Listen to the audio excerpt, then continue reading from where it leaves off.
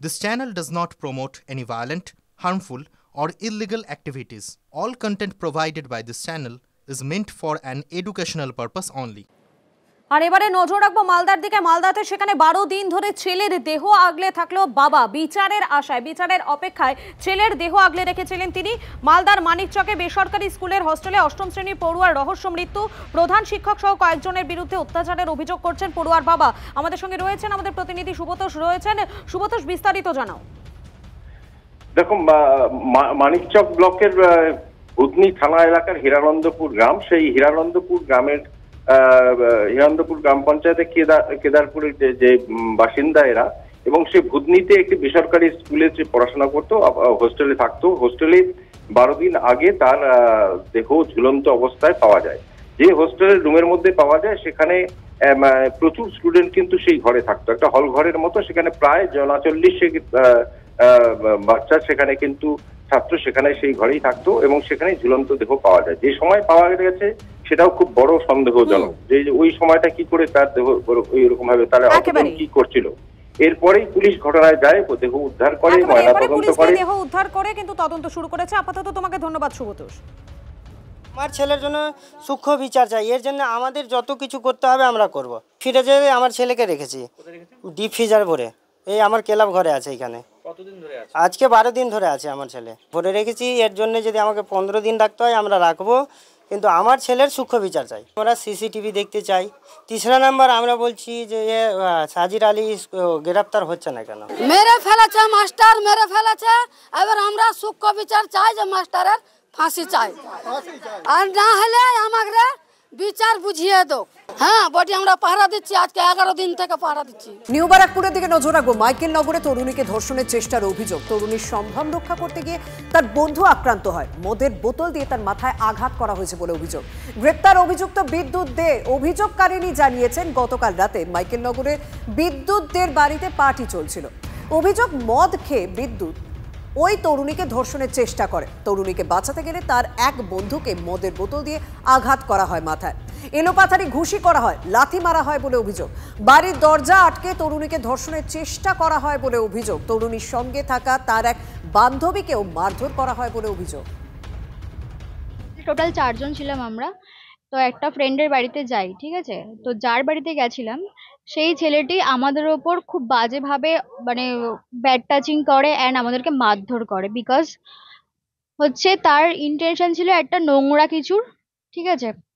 তো সেটা পাইনি, সে রীতিমতো ব্যাড টাচ করে। ইভেন যেই ছেলেটা আমাদের ফ্রেন্ড ছিল তাকে ধরে মারে, যার বাড়িতে আমরা গেছিলাম আর কি, সে হচ্ছে আমাদেরকে ধরে মারে, ঠিক আছে।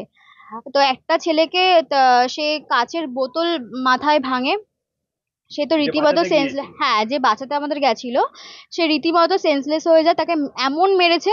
ইভেন আমরা যখন বলি যে আমরা এখান থেকে বেরাবো, তখন গেট লক করে দেয়, আমাদেরকে বেরাতে দেয় না, ঠিক আছে। তারপরে আমাদেরকে রীতিমতো যা পেরেছে তাই দিয়ে মেরেছে, হাত দিয়ে মেরেছে, মানে যা পেরেছে, হাতের সামনে যা ছিল তাই দিয়ে মেরেছে। আমরা তো ভেবেছিলাম আমরা বাঁচবই না আজকে।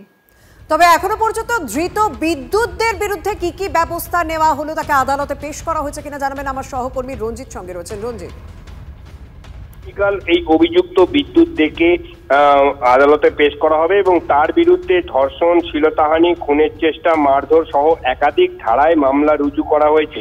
মূলত তোমাকে জানিয়ে রাখি যে গতকাল নিউ ব্যারাকপুর থানার অন্তর্গত যে মাইকেল নগরে বিদ্যুৎদের বাড়িতে পার্টি চলছিল, সেখানেই মদ পান করে বিদ্যুৎদের 23 বছরের এই তরুণীর ওপর ঝাঁপিয়ে পড়ে তাকে ধর্ষণ করার চেষ্টা চালায়। সেই ঘটনা থেকে বন্ধু বিদ্যুতের হাত থেকে ওই তরুণীকে বাঁচাতে গেলে মদের বোতল দিয়ে তার মাথায় আঘাত করা হয়, এলোপাতারি ঘুষি মারা হয়, রক্তাক্ত অবস্থায় মাটিতে লুটিয়ে পড়ে ওই বন্ধু, এবং তারপরেই বাড়ির দরজা আটকে দেয় এবং একাধিক অভিযোগ আমরা শুনেছি। আপাতত তোমাকে ধন্যবাদ রঞ্জিত।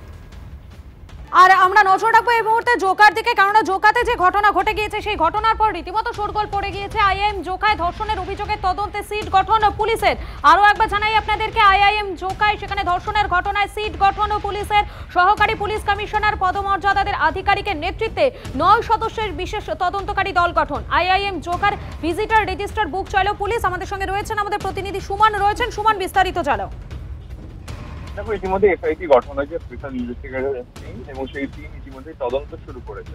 তোমাকে বলে রাখি, আইএম ক্যালকাটা জোকা ক্যাম্পাসের যে সিসিটিভি ফুটেজ তা পুলিশ ইতিমধ্যেই কালেক্ট করেছে এবং তার সঙ্গে সঙ্গে একাধিক উচ্চপদস্থ আধিকারিক যারা আইএম ক্যাম্পাসে থাকেন তাদেরও কিন্তু জিজ্ঞাসাবাদ করছে পুলিশ এবং ইতিমধ্যেই পুলিশ কিন্তু সার্কামস্টেন্সিয়াল যে এভিডেন্স গুলো সেগুলোকে কালেক্ট করছে। তবে নির্যাতিতা পরিবার তারা কিন্তু কোনোভাবে সহযোগিতা করছে না, এমনটাও আমরা পুলিশ সূত্রে জানতে পারছি। ফলে এটা চ্যালেঞ্জ।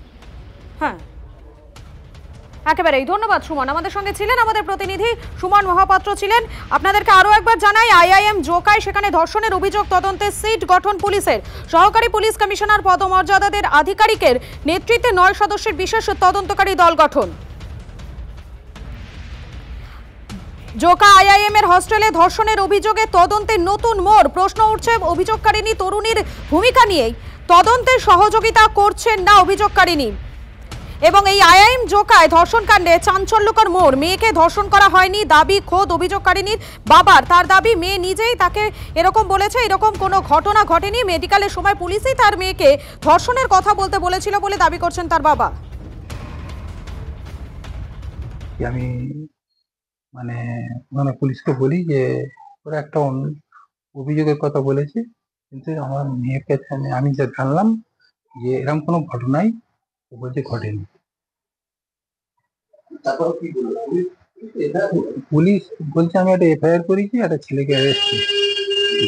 আমি মেয়ের সঙ্গে কথা বলে জানলাম, মেয়ে বললো না এরকম কিছু হয়নি, আমাকে পুলিশ বলছিল আপনি মেডিকেলে গিয়ে এই বলবেন, আমি সেগুলো কিছু বলিনি। ওগুলো এই রাজ্যে এবং সেই রাজ্যের মুখ্যমন্ত্রী যিনি তথা স্বাস্থ্যমন্ত্রী, তার লাজ লজ্জা সম্মানবোধ সম্ভ্রমবোধ মানবতাবোধ বলে কিছু নাই। যদি থাকতো তার এই দৃশ্য প্রতিদিন আমাদের দেখতে হতো না, এটুকু বলতে পারি। আজকে বিশ্বভারতী হোক, আইআইটি হোক, আইআইএম হোক এবং রাজ্য সরকার পরিচালিত বিশ্ববিদ্যালয় কলেজ হোক, কোনো তফাৎ নেমে যাচ্ছে বিজেপি পরিচালিত হোক আর তৃণমূল পরিচালিত হোক। সেখানে চাপ দিয়ে এই বয়ান পাল্টাতে হয় তাহলে সেটা আরও খারাপ হচ্ছে, এটা দুরবস্থা। এবং পুলিশ যদি সঠিক তদন্ত না করে, ফার্স্ট এফআইআর হচ্ছে ফার্স্ট ইনফরমেশন, তার ভিতরে তদন্ত না হয় তাহলে বুঝতে হবে প্রধানতটা এটা আমি তোমার দোষ দেখবো না, তুমি আমার দোষ দেখবে না, এরকম